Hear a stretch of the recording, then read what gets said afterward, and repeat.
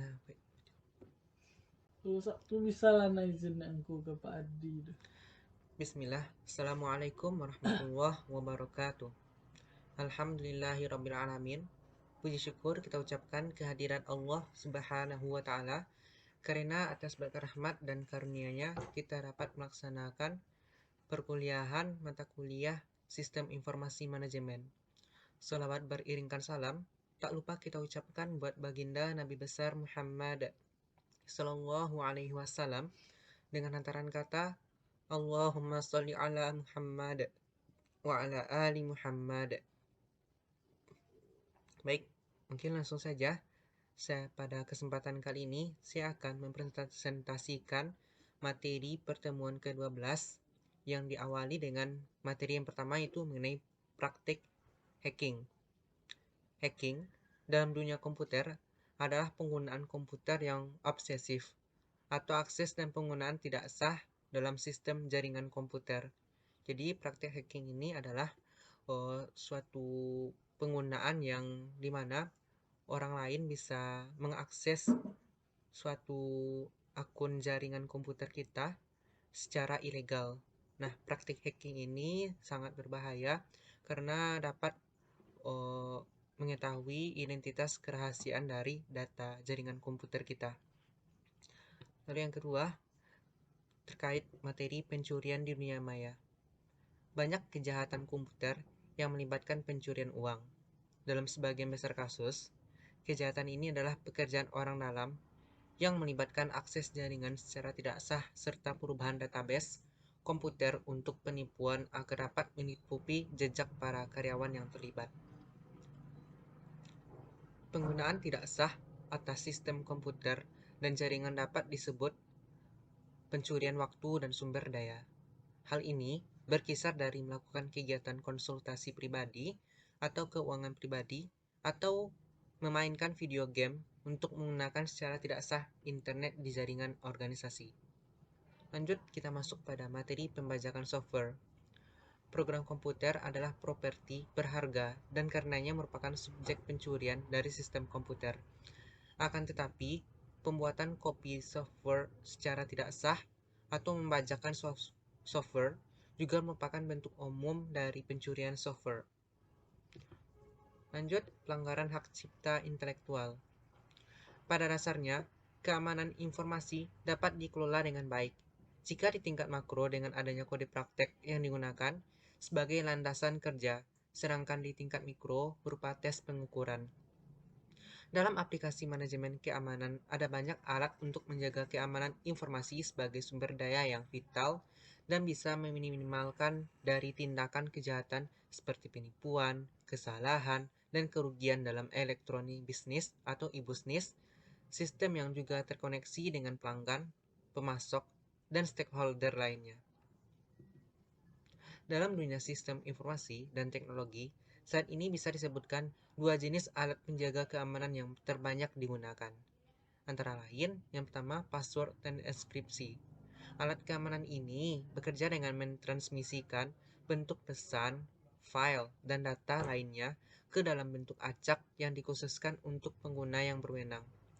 Dalam penggunaan alat pengamanan ini, individu masing-masing sudah mempunyai kunci pribadi sendiri dan khusus.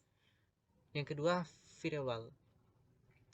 Alat keamanan bagi sistem informasi dan teknologi ini merupakan jaringan komputer dan software yang berfungsi sebagai penjaga gerbang.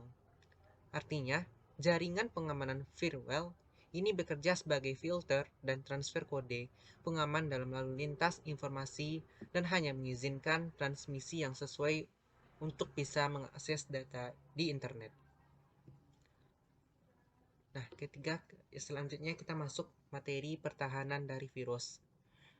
Banyak organisasi yang membangun pertahanan melawan penyebaran virus dengan memusatkan distribusi serta pembaruan software antivirus sebagai tanggung jawab dari Departemen Sistem Informasi mereka.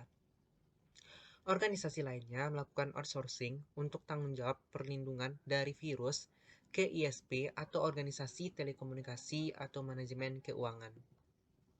Alat keamanan lainnya yaitu seperti kode keamanan, pembuatan cadangan file, pemonitoran keamanan biometrik, pengendalian kegagalan komputer, sistem toleransi kegagalan, dan pemulihan dari bencana. Kejahatan komputer merupakan tantangan dalam keamanan serta etika dalam sistem informasi manajemen.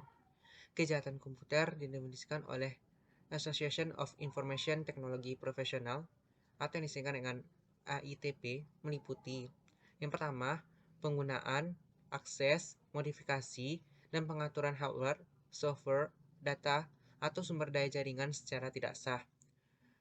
Yang kedua, pemberian informasi secara tidak sah. Yang ketiga, pembuatan kopi software secara tidak sah. Dan yang keempat, mengingkari akses pemakaian akhir ke hardware, software, data, atau sumber daya jaringannya sendiri. Kita masuk materi yang selanjutnya itu mengenai etika dalam SIM. Sistem informasi secara online menimbulkan tantangan-tantangan baru yang menciptakan dilema etika, di mana bisa menciptakan akuntabilitas pertanggungjawaban atas konsekuensi sistem informasi, menetapkan standar untuk kualitas sistem pengaman yang melindungi keamanan individu dan masyarakat, serta melindungi nilai sosial dan etika yang sangat penting bagi kualitas hidup dalam masyarakat informasi.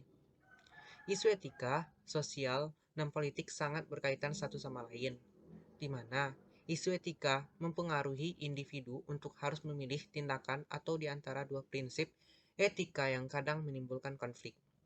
Isu sosial berasal dari isu etika sejalan. Masyarakat berharap pada diri seseorang untuk dapat melakukan tindakan yang benar. Sedangkan isu politik berasal dari konflik sosial yang pada umumnya berkaitan dengan penggunaan undang-undang yang memberikan arahan dan panduan bagi individu atau organisasi dalam berperilaku agar sesuai dengan tindakan yang benar.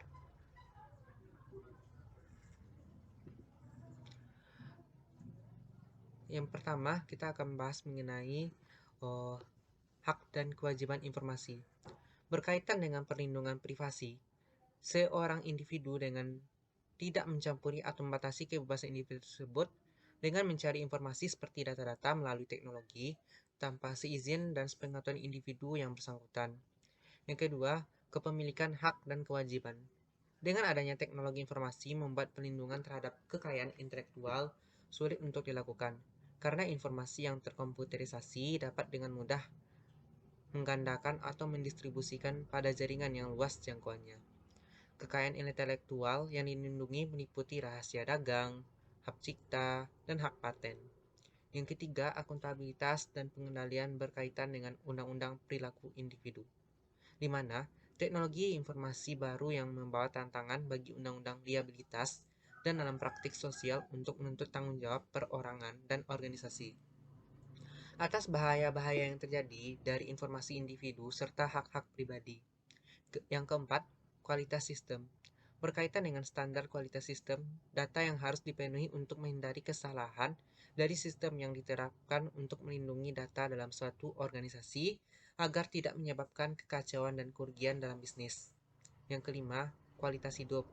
Komputer dan teknologi informasi mungkin dapat merusak elemen berharga dari kebudayaan yang ada di dalam masyarakat. Meskipun di sisi lain dapat memberikan manfaat bagi kehidupan, seperti kasus internet yang bisa membuat teman atau musuh bagi anak-anak. Permasalahan etika dalam sistem informasi telah memberikan perubahan yang sangat signifikan, seperti hebohnya penggunaan internet dan perdagangan elektronik. Teknologi bisa menjadi pedang bermata dua. Teknologi bisa menjadi sumber keuntungan, namun pada saat yang sama, kemampuan yang tangguh ini juga menciptakan peluang-peluang baru untuk perlawanan dengan hukum yang berlaku atau merugikan orang lain. Keseimbangan antara kenyamanan dan implikasi kebebasan pribadi dalam penggunaan teknologi e-commerce untuk melacak pelanggan dan mengirimkan email iklan yang tidak diinginkan merupakan salah satu isu etika yang menonjol yang ditimbulkan oleh sistem informasi kontemporer. Walaupun perlindungan atas kerahasiaan pribadi dan hak milik intelektual pada internet sekarang ini sedang mendapat sorotan, namun ada tekanan isu-isu etika lainnya yang muncul akibat penggunaan sistem informasi secara luas. Termasuk di dalamnya adalah penetapan tanggung jawab untuk konsekuensi-konsekuensi dari sistem informasi. Penetapan standar untuk mengamankan kualitas sistem yang melindungi keamanan individu dan masyarakat. Ya, mungkin itu terkait materi pertemuan ke-12. Terima kasih atas perhatian.